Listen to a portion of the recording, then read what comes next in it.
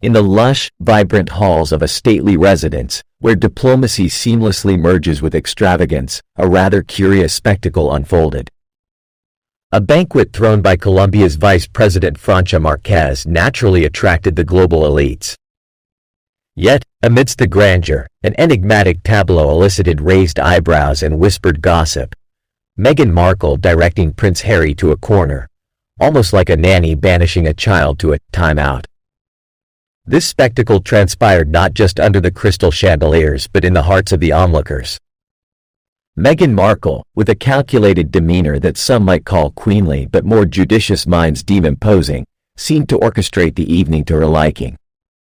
Harry, however, appeared more like a marionette than a prince, his dignity seemingly sacrificed at the altar of marital servitude.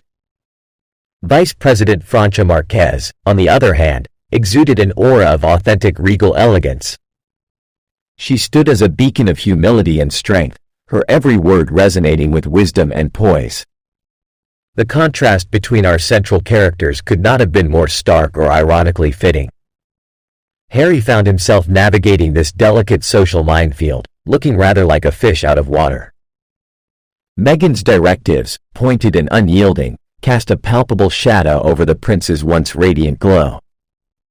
Meghan's demeanor at the banquet was as cold as ice in the Arctic, and her interactions felt as though they were orchestrated on a high-stakes chessboard. As she whispered to Harry, one could almost sense the intensity of her words, measured and decisive, slicing through the air.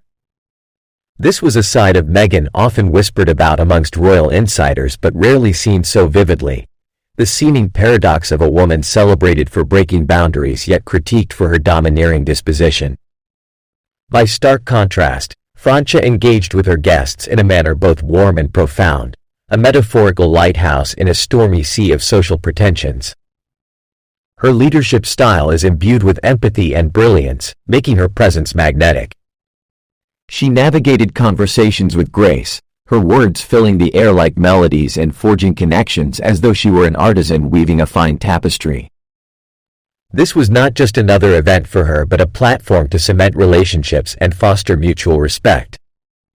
Hyperbolic perhaps, but it's no overstatement that if ever there were a banquet attendee deserving of a throne, it would be Harry. His humility and genuine connection with others painted him in an almost saintly light. In a room dazzling,